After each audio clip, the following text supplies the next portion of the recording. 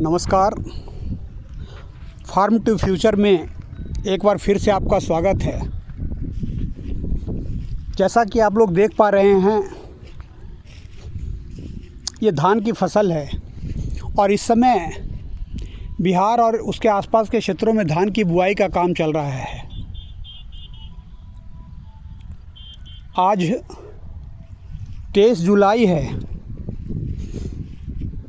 और आज तक लगभग 90% किसानों के द्वारा धान की फसल की बुआई का काम पूरा हो चुका है। छिटपुट खेत जो हैं वो नज़र आ रहे हैं जहाँ पे धान की बुआई अभी बाकी है।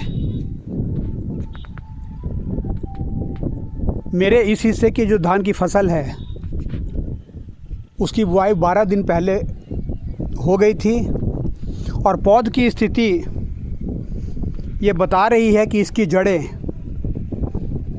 उस स्थिति में पहुंच गई है कि वो भूमि से पोषक तत्वों को इकट्ठा कर सके। 10 से 12 दिन की रोपाई के बाद अगर हम अपने खेतों में प्री इमर्जेंस के रूप में हर्बिसाइड का इस्तेमाल नहीं करते हैं तो खरपतवार की समस्या एक बड़ी समस्या बन जाती है और इससे छुटकारा हम मुख्य रूप से 2 तरीके से प्राप्त कर सकते हैं। एक तो खेतों की निराई गुड़ाई करवा के, जिसमें हमारा जो कॉस्ट आता है वो काफ़ी अधिक है।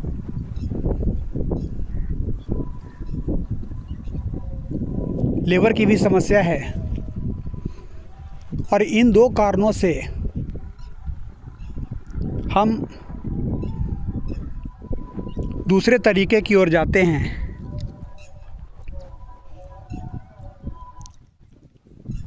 पोस्ट इमरजेंस के रूप में हम दूसरे खरपतवार नाशक हर्बिसाइड का इस्तेमाल करते हैं जो उगे हुए घासों को ख़त्म करता है। इस स्थिति में बाज़ार में कई प्रकार की दवा हैं, लेकिन मैं जिस दवा का इस्तेमाल कल अपने इन खेतों में करने जा रहा हूँ वो 2,4-D पाउडर फॉर्म में।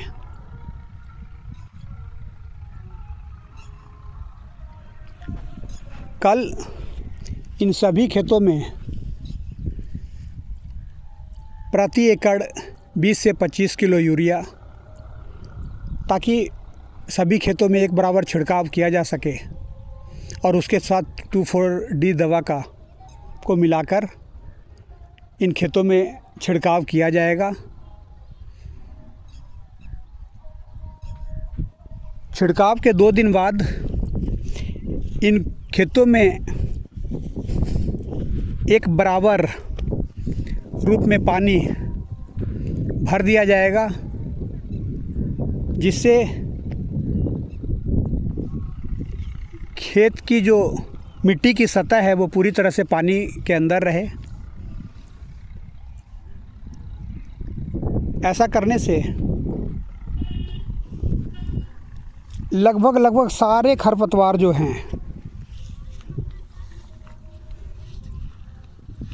वो शुरू में पीले होने और उसके बाद गलने शुरू हो जाएंगे। लेकिन एक घास जो है, सामा घास,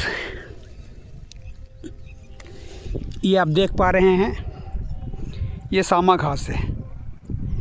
इस घास पे इस दवा का प्रभाव ना के बराबर है।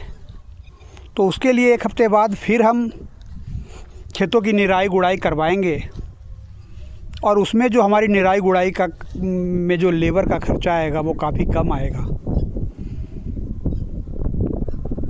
इस हिसाब से खरपतवारों से जो छुटकारा पाने की प्रक्रिया है उसके कॉस्ट को हम नियंत्रित कर पाएंगे,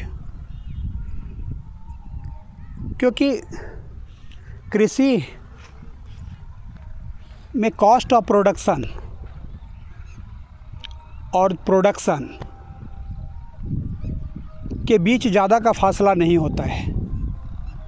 इसलिए हमें छोटे छोटे खर्चों को शुरू से ही बचाकर चलना होता है।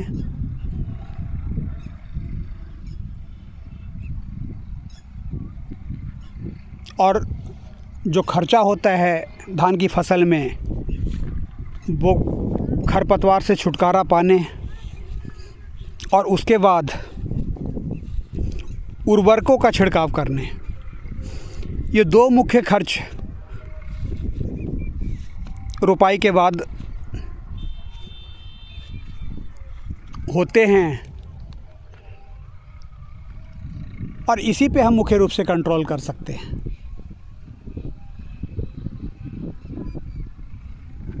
खरपतवार नियंत्रण के बाद 1 हफ्ते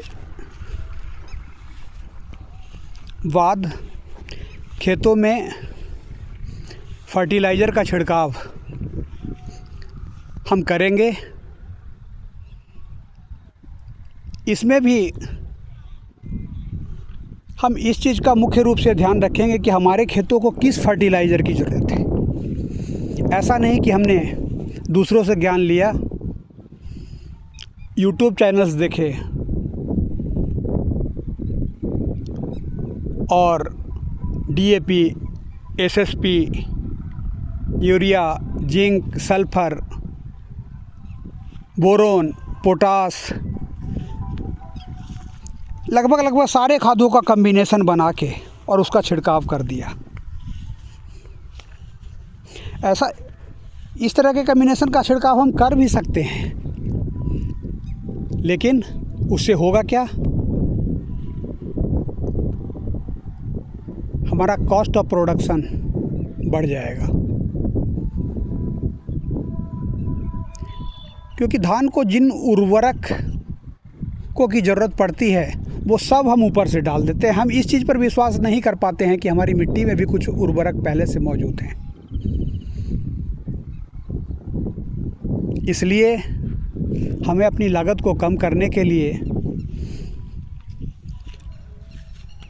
खेतों के बीच समय देना ज़रूरी होता है। वैसी स्थिति में हम जान पाते हैं कि हमारी पौधों को किस उर्वरक की किस स्टेज में ज़रूरत है और उसी हिसाब से हम खेतों में फर्टिलाइज़र का छिड़काव करते हैं। तब जाकर 4 महीने बाद जब फसल कटाई के पास पहुंचती है तो हमें कुछ प्रॉफिट दिखाई देता है। ये भी तब जब सब कुछ जो है, मतलब किसान द्वारा फेंकी गई सारी गोटियां सही जगह पे पड़ें। अगर बीच में फसलों को किसी प्राकृतिक आपदा का सामना करना पड़ता है तो हमने जो पूंजी लगाई वो भी डूबती नज़र आती है। और फिर किसान जो है वो सरकार की तरफ मुख्य दर्शक बनकर सहायता के लिए देखना शुरू करता है। सरकारी सहायता किसानों को किस रूप में मिल पाती है, इस पे प्रकाश डालने से पहले मैं आप लोगों से ये चाहूँगा कि अगर मेरे द्वारा बताई गई बातें आप लोगों के हक में है तो प्लीज़ मेरे इस चैनल को लाइक करें, सब्सक्राइब करें और ज़्यादा से ज़्यादा लोगों को शेयर करें, जिससे कि किसान ज़्यादा से ज़्यादा किसान सबल हो सकें, स्वयं पर विश्वास कर सकें और उस विश्वास पर आगे बढ़ सकें। क्योंकि जब हम सरकार की तरफ देखते हैं और उसकी गहराई में पहुंचते हैं तो हमें पता चलता है कि सरकार हमारी मदद करती है, लेकिन उसकी मदद का 100% पीटा गया ढिढोरा मदद के रूप में मात्र 20% हमारे पास पहुंचता है। कई ऐसी योजनाएं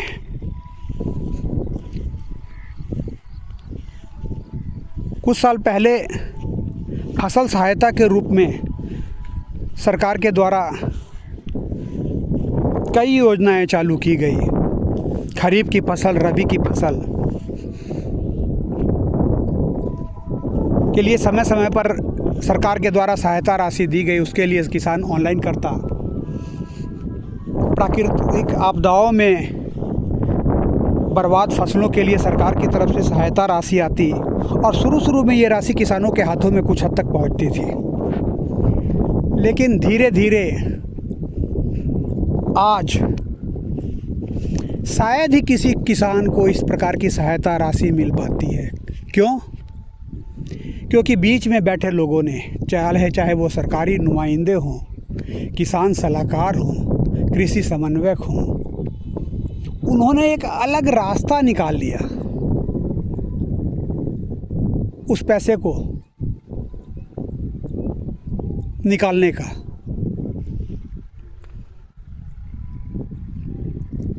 तभी सरकार की तरफ से सहायता दी जाती है, राशि आवंटित की जाती है, ऊपर से राशि आती है, किसानों को उसका कुछ नहीं मिलता और राशि खर्च हो जाती है।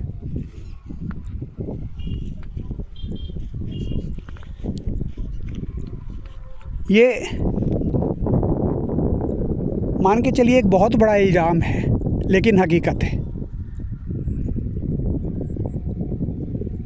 आज जब हम इसकी गहराई में जाते हैं तो पता चलता है कि सिस्टम में बैठे हुए लोगों ने कुछ पंचायत से या एरिया वाइज कुछ सेलेक्टिव व्यक्तियों को चिन्हित कर रखा है। वो राशि उन्हीं लोगों के खातों में डाली जाती है, उसका कुछ % उन्हें दिया जाता है और बाकी पैसा वापस सिस्टम में बैठे हुए लोग इकट्ठा कर लेते हैं। किसान वहीं का वहीं खड़ा रह जाता है, नाम उसका बदनाम और बन गया किसी का काम। और जब हम इन चीज़ों को सोच पाते हैं तो क्या ऐसा संभव है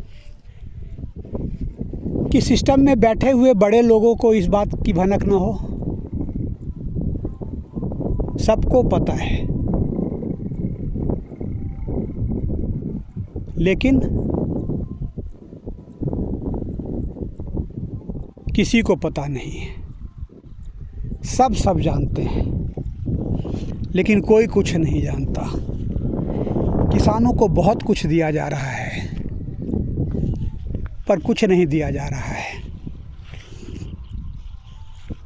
हाँ, लेकिन एक चीज़ है,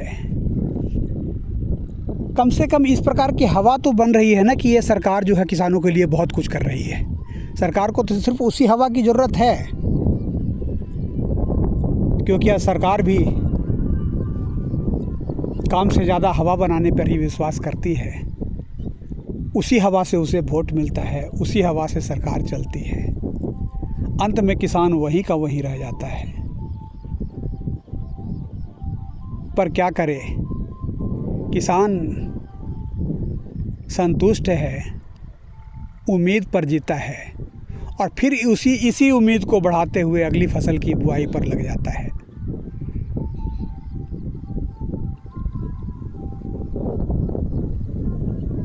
जय किसान, जय जवान और बाहर मेरा जय हिंदुस्तान। धन्यवाद।